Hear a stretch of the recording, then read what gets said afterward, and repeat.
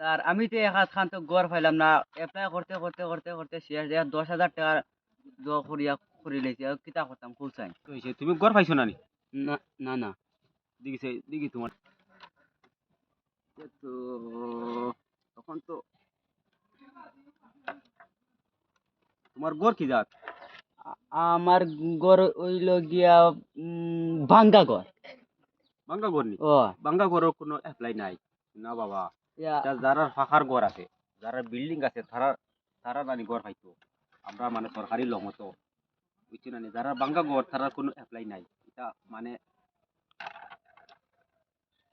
যারা ফাঁকার বিল্ডিং আছে হ্যাঁ পাইতো ঘর। ইয়া, আমি গরিব। না না, গরিবের কোনো অ্যাপ্লাই নাই। এটা যারা যারা ঘর ফাঁকা বুঝছি না নি?